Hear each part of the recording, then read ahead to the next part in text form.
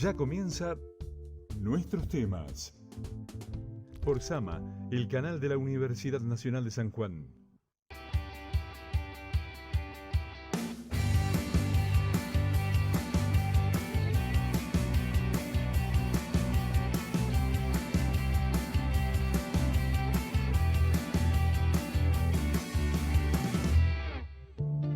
Bienvenidos, muy buenas tardes, muchas gracias por acompañarnos en este programa de martes 30 de noviembre, si lo estás viendo en vivo, y si no, será en la repetición de Nuestros Temas por Sama, el canal de la Universidad Nacional de San Juan.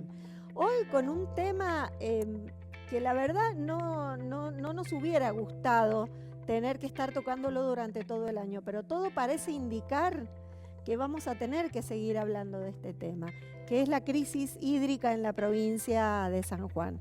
Para ello hemos convocado a 3 especialistas del tema hídrico en la provincia. ¿Y por qué decíamos que no nos hubiera gustado tener que estar tocándolo tantas veces, ¿no? No solo aquí en Sama, sino también en la revista de la universidad, en la página web de la universidad, porque las noticias no son de lo más alentadoras.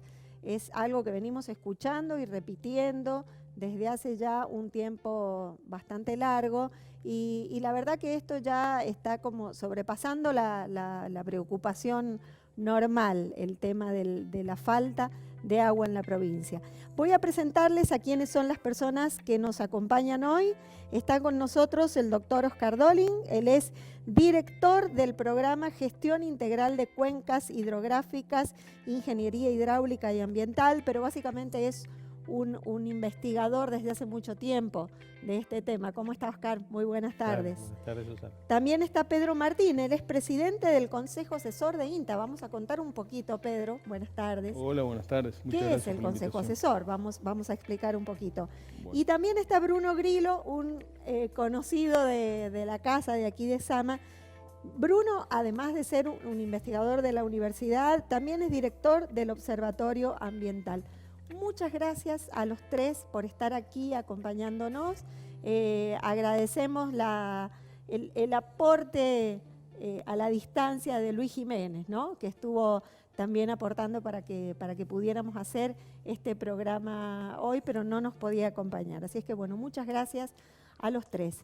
Vamos a pedirle al director una plaquita que ya me parece que no vamos a estar de acuerdo. A ver, la crisis hídrica en la provincia. Lo que tenemos allí es el pronóstico que se dio a conocer no hace mucho tiempo sobre el río San Juan.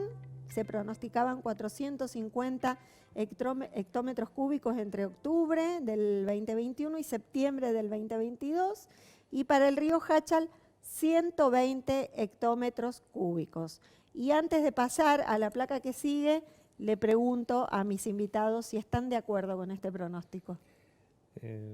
Bueno, nosotros hacemos en el programa nuestro de gestión integral de cuencas un pronóstico hace ya de 2010, ya hace 11 años.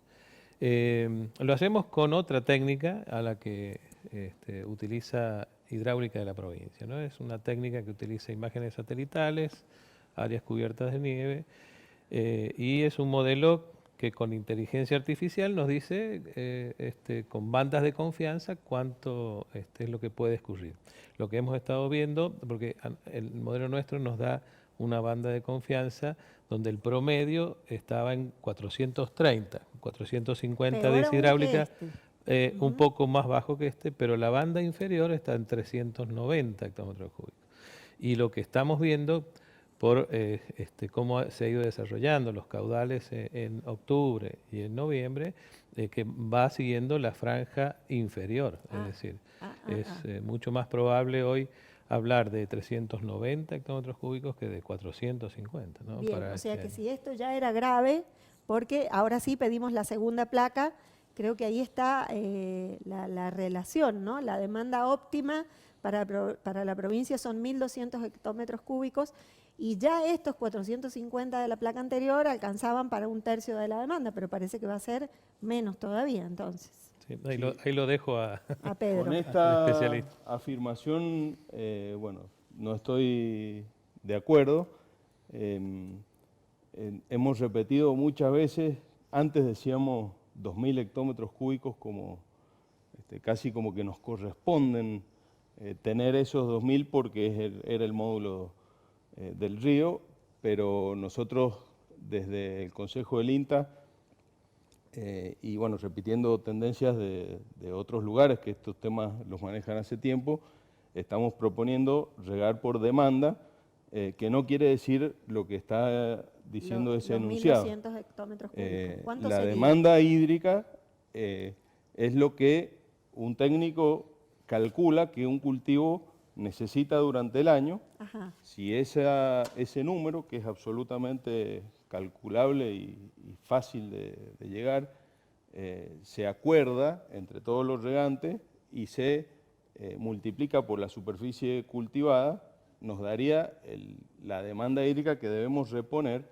en toda la distribución de fincas que hay en la zona. Mientras más nos parezcamos a eso, más eficiente va a ser nuestro riego. En el año 2018, porque no tenemos datos posteriores, aproximadamente hemos usado 4 veces, que creo que hemos usado cerca de 1.200 hectómetros cúbicos, y podríamos haber andado con un cuarto de eso para la superficie cultivada en producción que tenía San Juan en ese momento, que hay un censo, por eso podemos hacer la cuenta. Entonces, bueno, uno de los primeros desafíos es dejar de pensar que nos hace falta tanta cantidad de agua, que no nos hace falta para lo que estamos produciendo y encima ahora no la tenemos.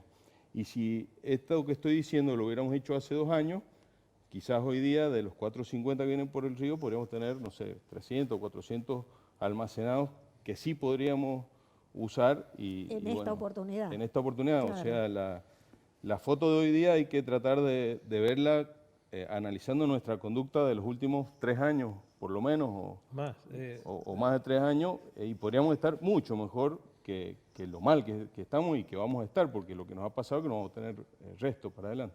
Bruno, desde el observatorio, ¿cuál es la mirada? Bueno, nosotros estamos trabajando fuerte en lo que es la visión de cambio climático. Bueno, los análisis venimos trabajando justo en conjunto, conformamos la mesa del agua, que bueno, hace un tiempo no nos juntamos, pero entendemos que por ahí la gestión del recurso hídrico en la provincia está por ahí un poco centralizado en algunas áreas y entendemos que esta problemática es transversal a muchas áreas que deben trabajar en conjuntos, tanto públicos como privados y también con los entes académicos, en donde obviamente se tienen que empezar a realizar políticas de Estado fuerte, en donde, como dice Pedro, logremos eficientizar ese recurso que cada vez es más escaso. O sea, tenemos que entender hoy en día la foto que tenemos hoy en día es producto de por ahí durante, no vamos a decir los últimos 2, tenemos que decir durante casi los últimos 10 años, malas decisiones, en donde si bueno, hubiésemos empezado a juntar antes, empezado a analizar esta situación desde antes, tal cual como dice Pedro, hoy la foto sería totalmente distinta. Por ahí, bueno, la propuesta obviamente del observatorio y de la ley que crea el observatorio, la 1800L, es los recursos ambientales de la provincia, en este caso específicamente el agua, por ahí reunirse en mesas de trabajo específicas y poder tener una mirada más transversal a otras áreas que, bueno, hoy en día por ahí están un poco rezagadas o están teniéndose de lado porque, bueno, como repito, en lo que es el organigrama de gestión de la provincia, todos estos temas se centran en algunas áreas específicas. Pero bueno, todavía hay que ser optimistas y bueno, pensar en lo que viene y bueno, obviamente ejecutar todo cuanto antes estas políticas para cambiar la foto que tenemos hoy en día, justamente. ¿Participan los productores del Observatorio Ambiental, digo, aunque sea con voz pero sin voto? Indirectamente, porque bueno, gentilmente nos han invitado al Consejo Local Asesor del INTA, y bueno, en las últimas reuniones participó el Consejo Local del INTA, que es integrado por cámaras de productores y por gente de la comunidad en general. Sí, Oscar, quería aportar algo que No, lo vi ahí. fortalecer un poco lo que decía Pedro, de que si aprendemos de la historia, nos vamos a dar cuenta, por ejemplo, en el año 2014, que hubo también una sequía interesante, previo al Niño largo que tuvimos Sí, en sí. 2015 al 2017, hubo una sequía importante y lo que se entregó a riego fueron solamente 670 hectómetros cúbicos, es decir, no todos los años se entregan 1.200. Hay que sacarnos el mito de que necesitamos sí o sí 1.200 hectómetros cúbicos. Evidentemente el sistema se adaptó en algún momento y fuimos año a año. Nosotros tenemos registros desde el 2010 hasta hoy, más de 10 años registros diarios, y que nos dicen cómo el sistema se puede adaptar, se puede ir acondicionando con lo que ya tenemos. Ahora, si nosotros agregamos, ¿no es cierto?, tecnología, tanto intrafinca como lo que estamos proyectando, que son sistemas de automatización de canales para mejorar la distribución y hacerla más eficiente, hacerla mucho más automática, ¿no?, que nos permita adaptarnos a lo que decía Pedro, es decir, tenemos una curva de demanda de cultivos, cómo podemos llevar el requerimiento real del sistema, que hoy es ineficiente, a esa curva de demanda real. Eso, la única forma de hacerlo es con tecnología. Si no incorporamos tecnología al sistema, tanto en distribución como intrafinca, dentro de las fincas, va a ser muy difícil, ¿no? Entonces, ese es el reto que tenemos hoy y tenemos que asumirlo, ¿no es cierto? Porque la eficiencia es la otra cara de la moneda. Es decir, si somos ineficientes no nos va a alcanzar nunca. Así tengamos un río con 2.000 hectómetros cúbicos, tampoco nos va a alcanzar. Porque Vamos a desperdiciar, seguir claro. derrochando. Entonces, es un tema de cambio de paradigma conceptual, de ser cada vez más eficiente. Y como decía Bruno, lógico, si nosotros cuando tuvimos los embalses llenos hubiéramos escuchado las alertas que ya veníamos diciendo de próximos años, de una década que hablábamos de que íbamos a tener sequía, no hubiéramos entregado el agua que entregamos en el 2018, 2019 y 2020. Hubiéramos entregado menos y hoy tendríamos, como dice bien Pedro, por lo menos un embalse más lleno de agua. Claro.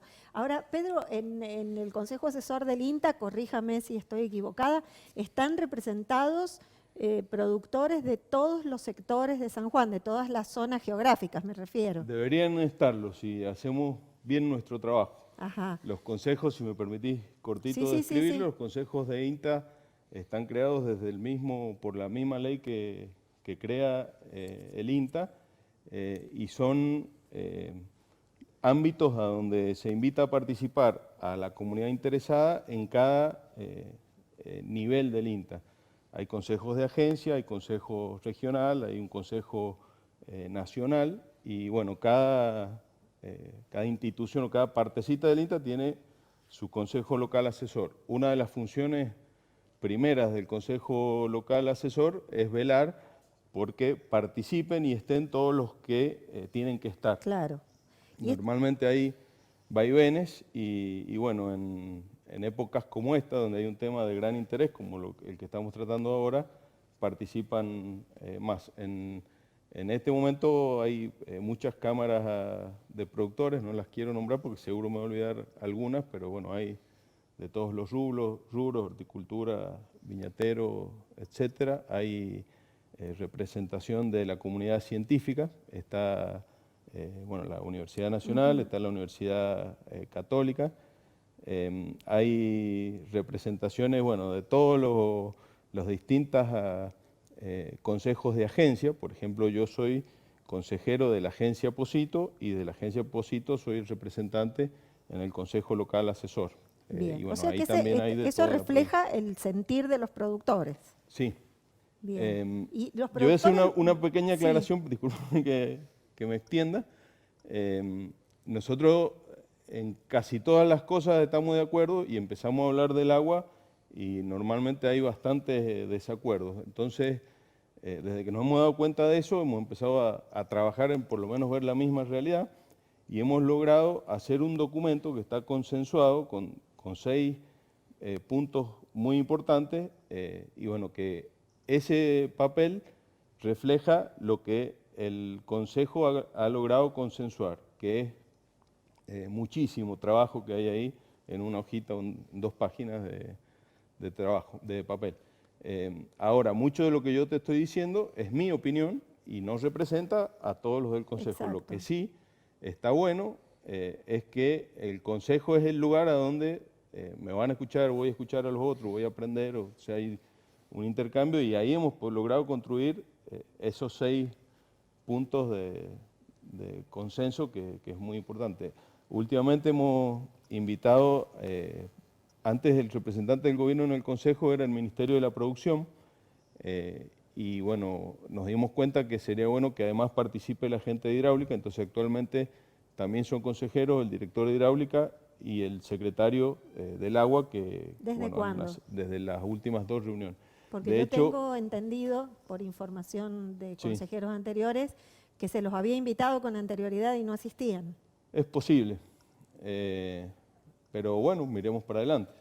Yo no recuerdo haber invitado, sí hemos invitado a dar explicaciones desde, no sé, recuerdo a Millón, a Maxi Delgado, a Oscar Coria, antes de ser consejero, también ha asistido al Consejo y nos han contado lo que estaba pasando, lo que estaban trabajando.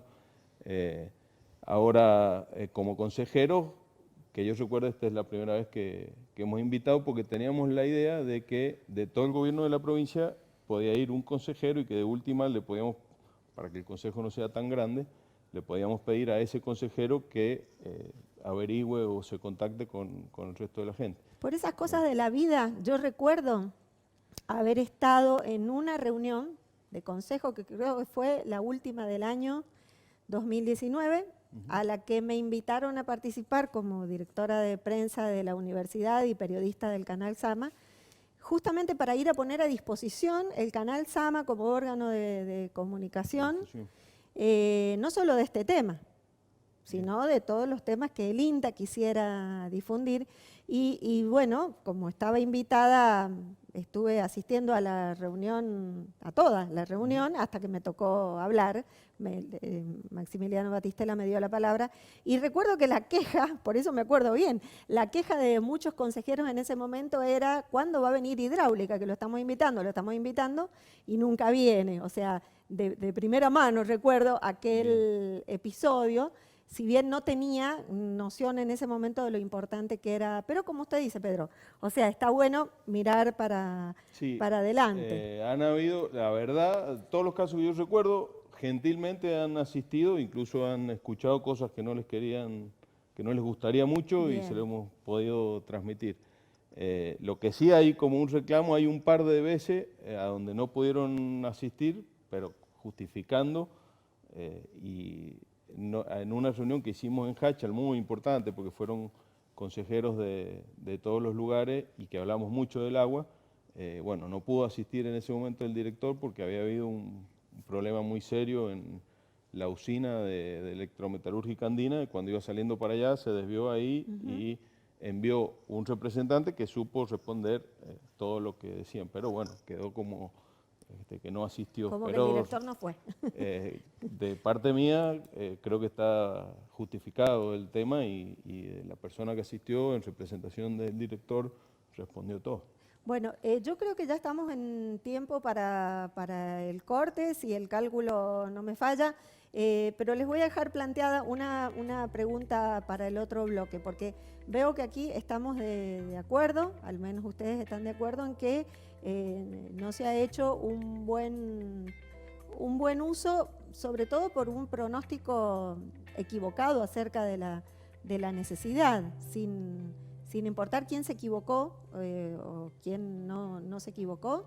Me gustaría escucharlos a los tres acerca de cómo cambiamos esto, que es en realidad mirar para adelante que sugieres vos, Pedro.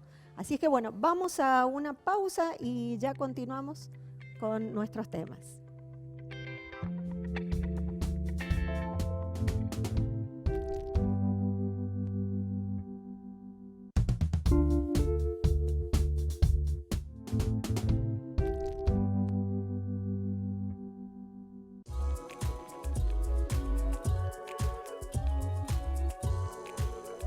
¿Qué es un agujero negro? Un agujero negro es una gran concentración de masa en una región muy reducida del espacio. Por eso, las fuerzas gravitacionales son tan intensas que absolutamente nada, ni siquiera la luz, puede escapar de él. Los agujeros negros están divididos en dos grandes grupos, estelares y galácticos. Los agujeros negros estelares tienen su origen como parte de la etapa final en la evolución de la vida de una estrella que tiene más de 20 masas solares. Los agujeros negros galácticos viven en el centro de las galaxias, de todas las galaxias, y se formaron en los principios de la vida de la misma galaxia. Una vez formados los agujeros negros, estos comienzan a crecer por acumulación de toda la materia que atrapan que se encuentra alrededor de ellos, y pueden llegar a alcanzar masas de entre 1 millón y 1000 millones de masas solares.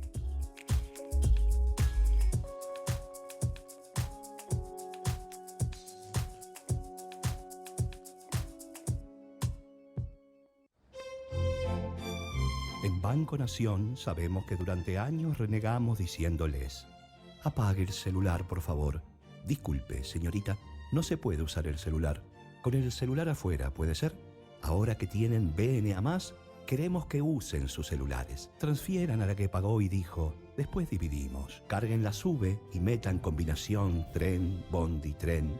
Pónganse alias graciosos, porque ahora pueden usarlo en cualquier lugar. Perdón. Eso sí, Dentro del banco no, por favor. Gracias. bajate la app BNA+. Podés manejar tus cuentas desde una app. Es fácil, rápido y sin moverte de donde estés. BNA+. Todo es más fácil. Banco Nación.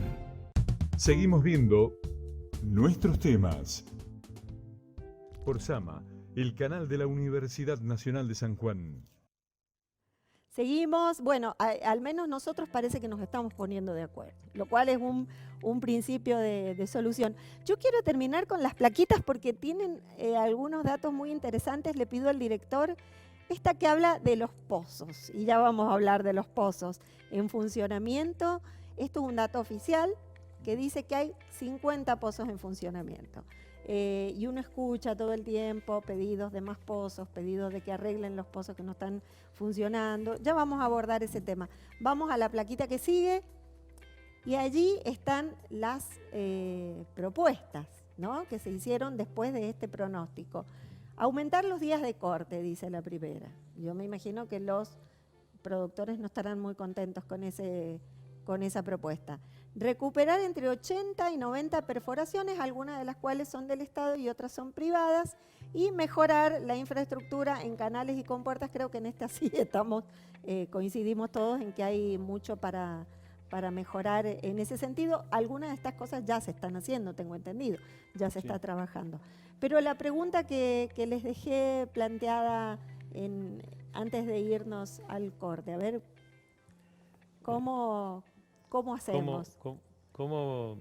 A ver, en materia de pronóstico se ha avanzado muchísimo en estos últimos años y bueno, de hecho hemos estado trabajando también en pronósticos de largo plazo, no solamente el mes a mes o este año, sino a largo plazo, encontrando correlaciones muy interesantes, sol, escurrimientos de los ríos en Eso en quiero San que Juan me y lo en cuente, Argentina. Oscar. Bueno, ¿Cómo es sí, esto? ¿Hay relación directa. del electromagnetismo? A ver si me Sí. estoy expresando bien, del sol en el escurrimiento de los ríos. No sé si este tema tenían ustedes, lo habían abordado ya, pero está muy interesante. Es parte de una nota que ha publicado el doctor Dolin en la revista de la universidad.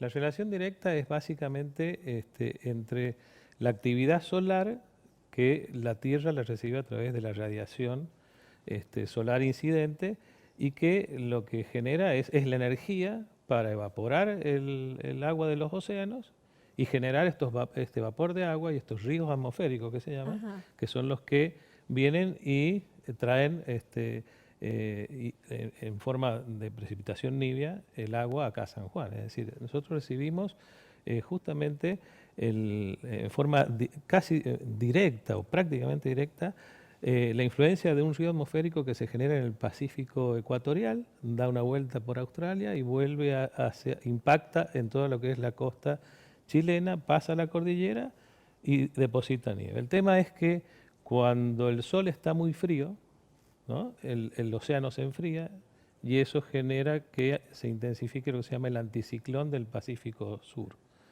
Ese anticiclón lo que hace es desviar ese río atmosférico. Entonces vamos a ver más nieves hacia Neuquén o hacia el sur y menos nieve en norte de Mendoza, San Juan, La Rioja, Catamarca.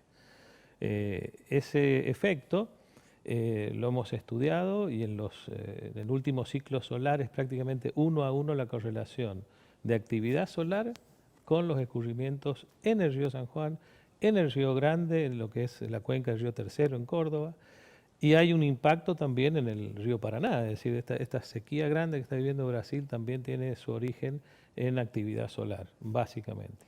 Ahora la actividad solar está bastante estudiada, pero, y disculpen mi ignorancia, pero ¿se puede predecir el comportamiento del Sol en este sentido? Bueno, hasta cierto punto, porque el Sol es un plasma que tiene una dinámica muy particular. Se puede hacer proyecciones sobre lo que podría, y de hecho hay modelos de pronóstico que pueden predecir lo que va a ser el ciclo solar siguiente. Son ciclos en promedio de 11 años de actividad que pasan por un máximo y luego disminuye. Cuando pasemos por un máximo que se está estimando entre el 2025 y 2027, además que hay un retraso desde que digamos, el Sol impacta sobre los océanos hasta que llega esa nieve acá, de prácticamente 2 años. Es decir, que la mayor actividad solar va a generar más vapor de agua en la atmósfera y más precipitaciones, pero va a impactar acá si ocurre en el 2025, recién en el 2027. O sea que tenemos todavía unos años donde vamos a tener que saber adaptarnos a esta situación de sequía importante. Después hay otro fenómeno que es el Niño, que está desacoplado del Sol porque tiene otra frecuencia. Pero bueno, también hay que tenerlo en cuenta. También hay que tenerlo en cuenta porque el Niño también influye digamos, deforma la actividad influye en la actividad de los anticiclones en el Pacífico y también hay que tenerlo en cuenta. Bruno, tengo una pregunta. ¿El Observatorio Ambiental emite, no sé si llamarle dictámenes o informes de situación, que de alguna manera son vinculantes con las decisiones que se toman como política de Estado? Nosotros del Observatorio Ambiental trabajamos más que nada lo que es el aspecto de calidad del agua, ¿bien? Ahí sí estamos haciendo mucho foco. La Secretaría de Ambiente actúa más que nada como fiscalizador, ¿bien? En lo que es la cuestión de calidad de agua en distintos puntos de los cauces Río San Juan y Río Hachal. Estamos llevando a cabo alguna serie de acciones con monitoreos in situ, toma de muestras, instalaciones de estaciones de monitoreo en tiempo real. No así tanto estamos empezando a trabajar, bueno, en esta mesa donde, bueno, creemos, y en relación a la pregunta anterior, que cómo mirar hacia adelante o qué empezar a hacer.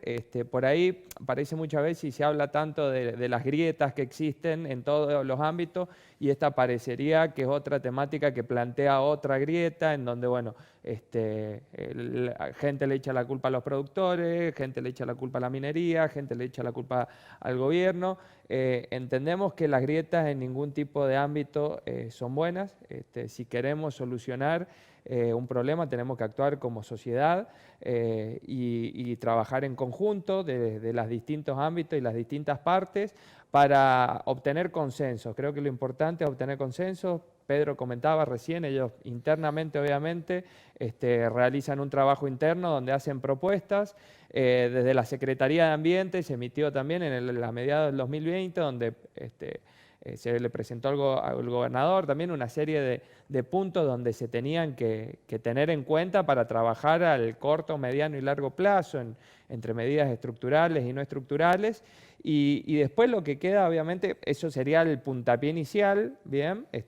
Acuerdos y consensos concretos en cómo mirar de aquí adelante, y después, obviamente, ejecutar, o sea, tener de acuerdo, a ver, cuáles son las medidas que que deberíamos al corto plazo estar estableciendo y bueno, después ejecutarla. Entiendo obviamente que desde la Secretaría del Agua Hidráulica se están realizando algunas acciones. Sé que bueno, se hablaba de los pozos, hoy en día se ve como que la primera medida o la solución al corto plazo es hagamos pozos por todos lados, extraigamos agua de los acuíferos, que está bien, es la medida ahora, al corto plazo, porque la verdad que la soga ya nos llegó al cuello, nos está apretando cada vez más, pero no puede ser la solución definitiva, ¿bien? Tenemos que pensar en otras medidas estructurales a mediano plazo donde eficienticemos todos los medios tanto de riego intrafinca como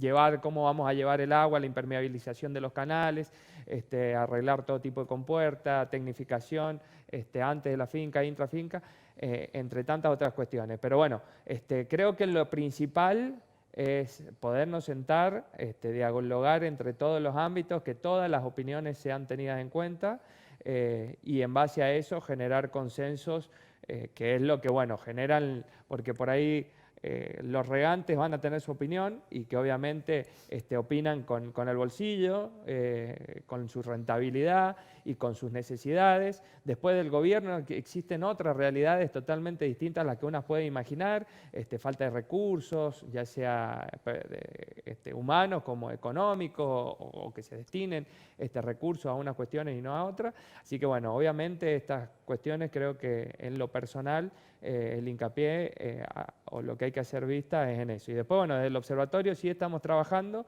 en el desarrollo de unos planes de respuesta en lo que es adaptación y mitigación al cambio climático, donde, bueno,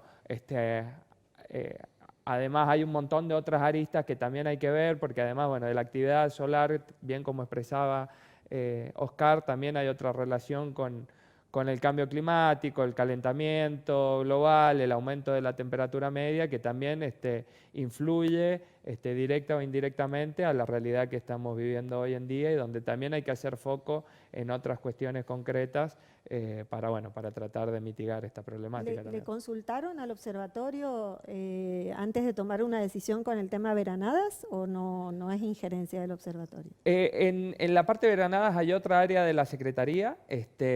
Por ahí justo ese tema hemos estado tocando el otro día. Se está planteando hacer, hay un primer inventario de lo que es vegas altoandinas. Estamos queriendo actualizar ese inventario y utilizar. Es muy importante lo que comenta Oscar, porque hoy en día hay un montón de avances tecnológicos con el tema de los satélites y de las imágenes satelitales, donde, bueno, la idea es tener un análisis concreto de qué está pasando arriba en cuestiones de veranadas, prácticamente en tiempo real y poder actuar por ese lado.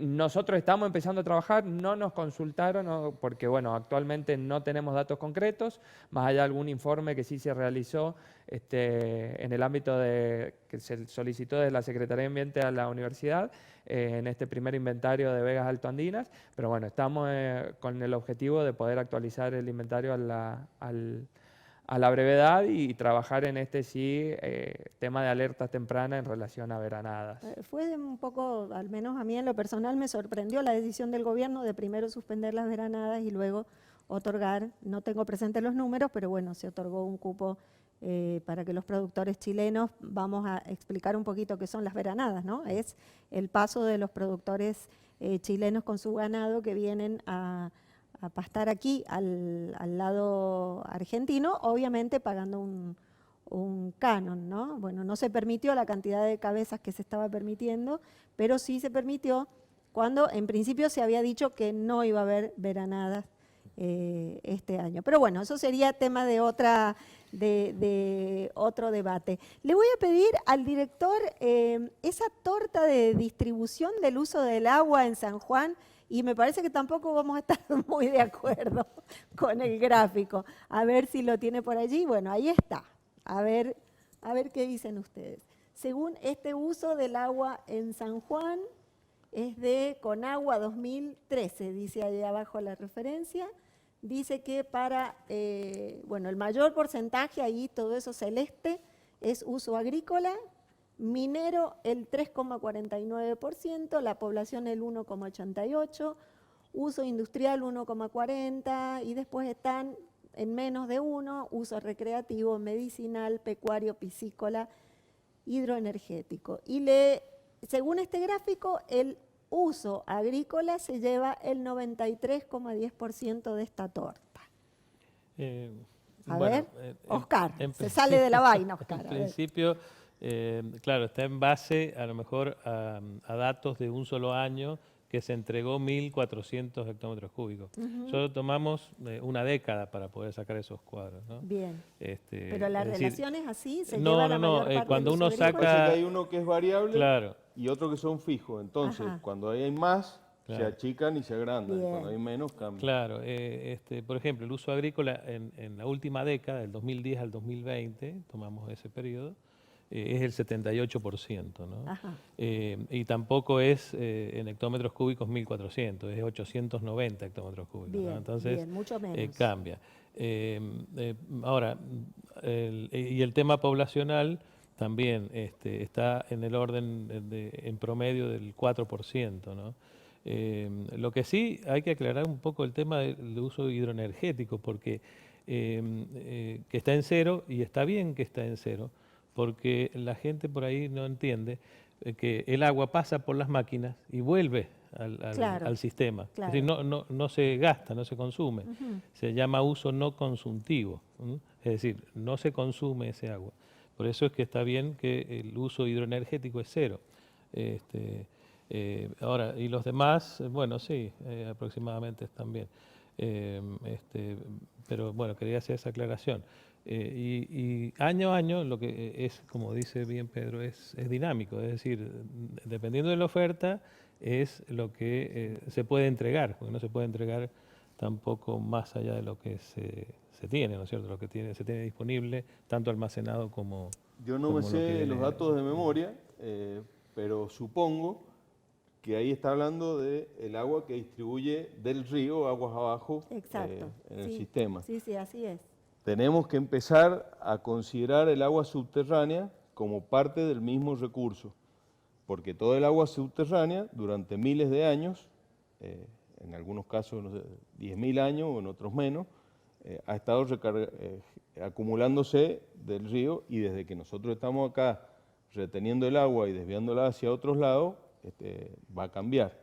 Si nosotros queremos considerar el recurso subterráneo como algo renovable, deberíamos sacar el agua que se podría reponer, quizá adelantarnos un año o algunos años a las que se va a reponer. A Si no, veces, estamos haciendo un concepto que se llama minería del agua, que es extraer algo por única vez y no nos importa qué va a pasar después.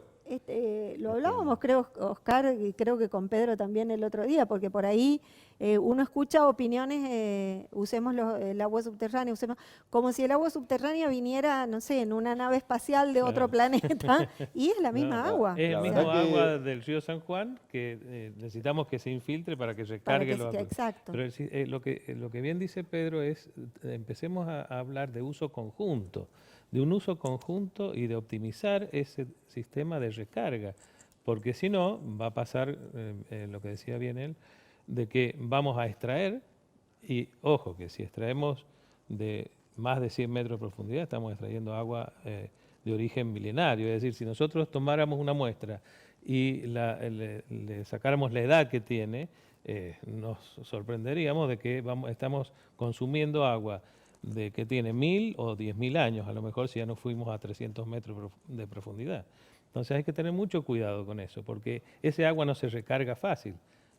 Si tardó Obviamente. mil años en llegar hasta Nosotros ahí, no hemos podido controlar el agua que vemos hacia arriba de hace 3 años hasta ahora, y la hemos despilfarrado, siendo que la gestionaban pocas personas que se podrían haber puesto de acuerdo. El agua subterránea, como está hoy día, hay miles de usuarios que deciden cuándo sacar y cuándo no, cuando falta sacan, y ese recurso va a haber que medirlo. Es una de las propuestas del Consejo, es controlar, medir, usar interinstitucionalmente la información que disponen otros sectores. El que debe hacer eso es el Departamento de Hidráulica. El Departamento de Hidráulica, por una historia que tiene, que ha reducido su capacidad operativa, no lo está haciendo más que aprobar o no aprobar las perforaciones, pero no está controlando el uso posterior. Y se puede apoyar en el vínculo con la universidad o con el INA, porque hay un montón de información, pero una de las cosas que pedimos es que salgan a medir, porque lo que nos va a permitir poder seguir viviendo acá con estas oscilaciones va a ser el agua subterránea, pero la tenemos que tratar de respetar y cuidar y hacer durar para que sea un recurso renovable y bueno, no algo que lo usemos aprender por de única vez. del error, ¿no? O sea, del error que se cometió Sí. hasta ahora, aprender de eso. Y algo muy importante que dijo Pedro también, medir, medir, medir y medir. Porque ahora está la tecnología que permite está la hacer eso. tecnología, no es cara, es factible y San Juan tiene que medir. Porque si no medimos, el que no mide no sabe y el que no sabe se equivoca. Entonces, Más tarea para el observatorio, ¿no? Deberán también tener que involucrarse tal vez en esos temas. ¿Será así, Bruno? Sí, a ver, el observatorio, como bien les decía al principio, hay una ley que el objetivo es centralizar, o sea, reunir a todos los entes que están trabajando en las distintas parámetros ambientales bien de la provincia. Y lo importante es tener información, o sea, medirla y tener información primero que esté en porque hay información, o sea, información hay, el tema es que está por ahí en distintos ámbitos, claro. dispersa. Entonces hay que analizarla esa información y en base a esa información tomar decisiones. Así que sí, nosotros hemos ya propuesto, tenemos algunos desarrollos tecnológicos del observatorio que bueno, dan la posibilidad de decir, a ver, todo lo que estamos midiendo en distintos ámbitos, lo almacenemos acá, lo digitalicemos y lo tengamos disponible entre todos para la toma de decisiones, que es lo importante. Sin datos certeros y fiables, las tomas de decisiones tampoco van a ser certeras, claramente. Bueno, vamos a ir a una nueva pausa y enseguida continuamos. Me gustaría, si alguno de los tres me puede contestar, si serviría de algo que se sinceren los padrones de regantes, ¿no? Si esto serviría, ha habido un censo, hay un censo agropecuario, están los resultados, por ahí pueden aportar. Vamos a la pausa y seguimos.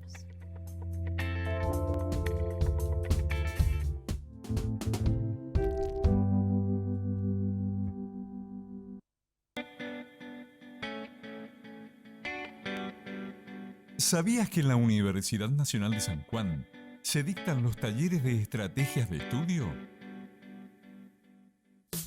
Los talleres de estrategias de estudio son un servicio para los estudiantes que necesitan resolver problemas de aprendizaje.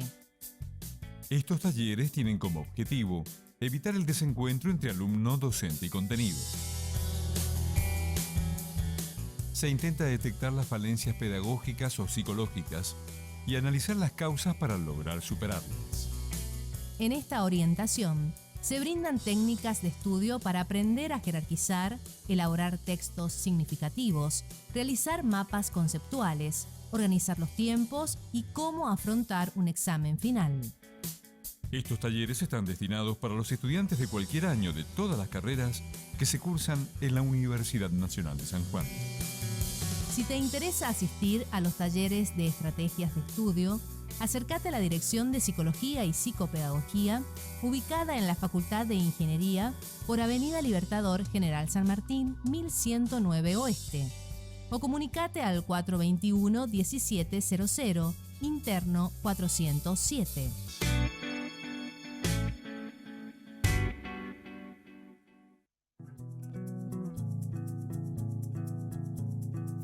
El croquis de la legislatura, bueno, es un edificio muy interesante, muy lindo, la historia del edificio, en lo que se convierte, la esquina, toda esa situación ahí, porque la curva que hace es una curva muy sutil y los planos que maneja por sobre el basamento a nivel peatonal es muy interesante. Es apretar el cartucho, soltar tinta a la gota o arrastrarla con la misma pluma, ¿no? y darle ese efecto de soltura. Un croquis rápido, ágil, a mano alzada, que te pesca en el momento, que, mirá esto, qué sé yo, y es lo que tenés y lo hacés. Yo generalmente tengo la lapicera encima.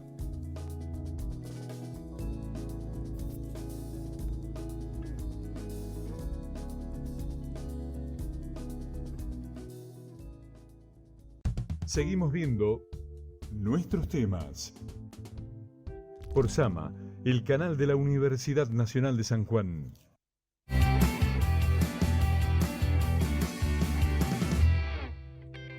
Último bloque de nuestros temas y nos vamos a quedar con muchas preguntas, me parece, porque ya queda muy poco tiempo, pero bueno, a la pregunta que habíamos hecho, ¿sirve sincerar los padrones de regantes? ¿Qué piensan ustedes? O sea, saber exactamente la superficie cultivada, cuánta agua hace falta. Estimular el sistema de toma de decisiones con la Junta de Riego, tal como lo prevé la ley, está bastante bueno. Lo que tenemos es baja participación.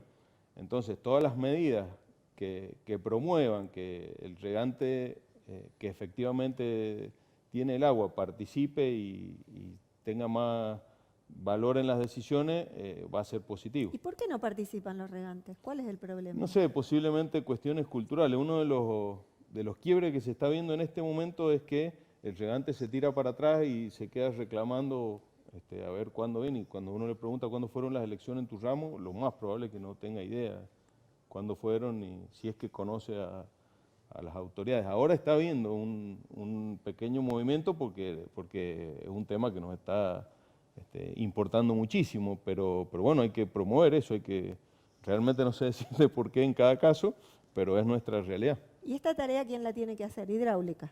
Hidráulica. ¿Y cómo fortalecemos hidráulica?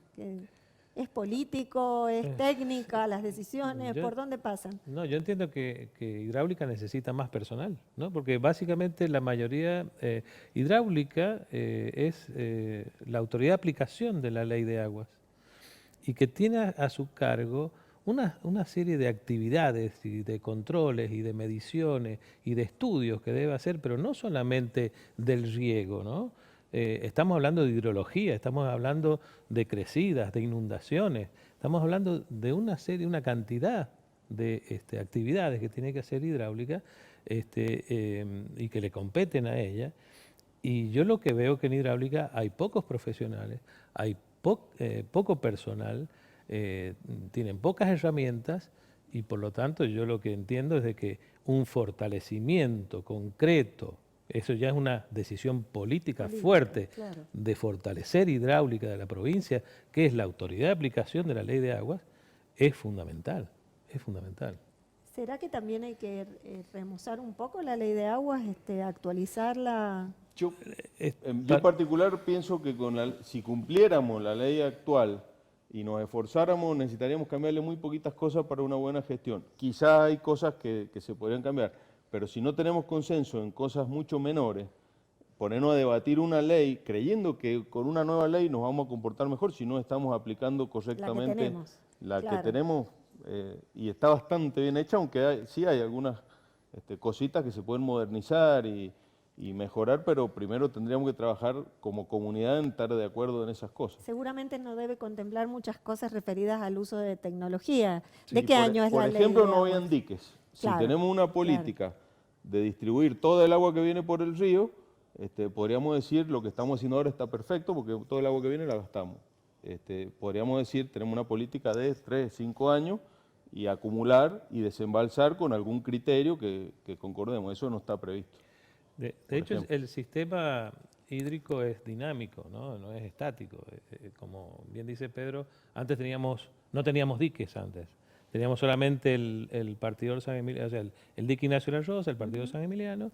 Luego apareció el dique de Uyún en el 80 y luego hemos construido 2 embalses más. Entonces, las leyes, ¿no?, deben ir acompañando muchas veces la evolución de los sistemas. Y esta evolución requiere hoy, está bien, como dice Pedro, que la ley es bastante generosa en artículos y muy bien diseñadas para aquel momento, pero hoy a lo mejor requiere que volvamos a repensar de alguna manera, sin decir que está mal, ¿no?, todo lo que está ahí, sino repensar si esa ley no deberíamos mejorarla o acondicionarla para que vaya acompañando la evolución del sistema. Bien, Solamente eso. bien, bien. Y en cuanto al uso de tecnologías, incorporar, tomar decisiones en cuanto a dar apoyo financiero, económico, para que Es puedan... indispensable.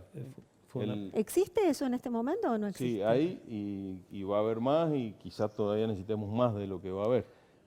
Necesitamos reconvertir con mucha inversión al gran usuario que tenemos, que es el sector de riego. Si bien somos la provincia con más riego presurizado, pero también somos la provincia que más agua nos va a faltar. Así que, ¿Y es permeable el productor a estos cambios o se resiste?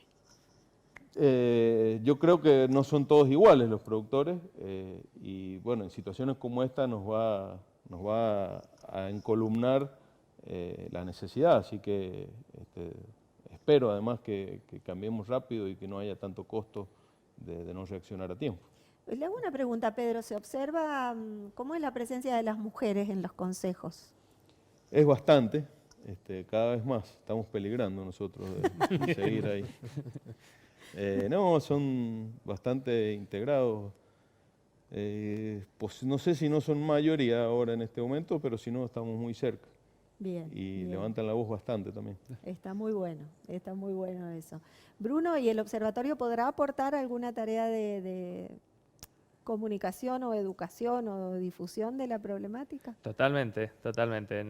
Justamente creo que es importante educar y concientizar a la sociedad en todos los ámbitos y sobre todo a las generaciones futuras, presentes y futuras, que son las que tienen que pensar desde ahora cómo vamos a hacer en adelante en relación a todos los ámbitos y en relación al cuidado del recurso. Nada, por ahí me toca mucho pelear con mi viejo, que tiene la manía por ahí de dejar abierta la canilla, ir uno detrás y cerrársela. Y bueno, esto depende de los jóvenes de hoy en día y de los que vienen, pero sobre todo de los que estamos y sobre todo en ámbitos de gestión. ¿Qué provincia o qué recurso le vamos a dejar a las generaciones futuras? Entonces, hay que educar en todos los ámbitos. La problemática cada vez es mayor, lamentablemente. Entonces, creo que tenemos que estar no podemos hacer caso omiso desde ningún ámbito de la sociedad. Y cada uno tiene que tomar su parte, así sea más o menos, tiene que tomar su parte porque nos involucra a todos. Hay gente, como es el caso de los regantes, que lamentablemente son los que se ven más perjudicados porque viven del recurso. Sin embargo, por ahí en el día a día el agua para consumir no nos va a faltar, pero sin embargo, si nosotros la derrochamos, hay a otra persona que le estamos haciendo realmente muy mal. Así que empezar a vivir como los países europeos, donde tienen tiempos limitados para bañarse, para usar el recurso, para todo.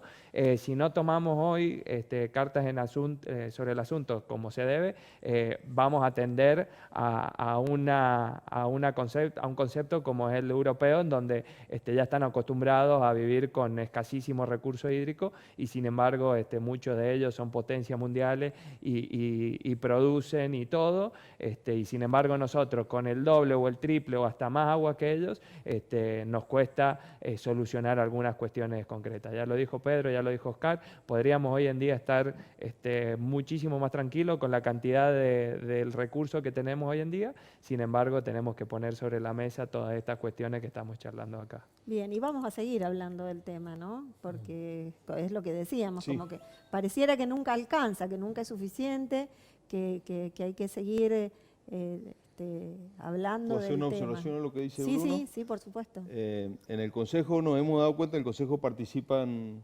consejeros de todos los departamentos y normalmente los que vivimos acá en el oasis y tenemos la facilidad de tener agua potable abriendo una canilla, algo que estábamos hablé hablando como antes de empezar sí, el sí. programa, cuando uno habla con alguien de Mogna o de otro lugar, nos miran con cierto enojo porque la verdad es que acá no valoramos el agua, pero no todos los sanjuaninos tienen la facilidad que tenemos para el agua potable, que después la usamos con otros fines o la usamos mal en volumen. exacto. Esta cosa de regar el pavimento, mi Sí. papá siempre les decía a los vecinos que regaban el pavimento, no le va a crecer, por más que lo Por más riegue, que lo riegue. no le va a crecer. Así Tenemos que De- cambiar el paradigma en San Juan. Sí, sí, tal cual. De un paradigma de derroche y depredación del agua a un paradigma de la conservación y el cuidado del agua. Sobre eso vamos a tener que hablar mucho,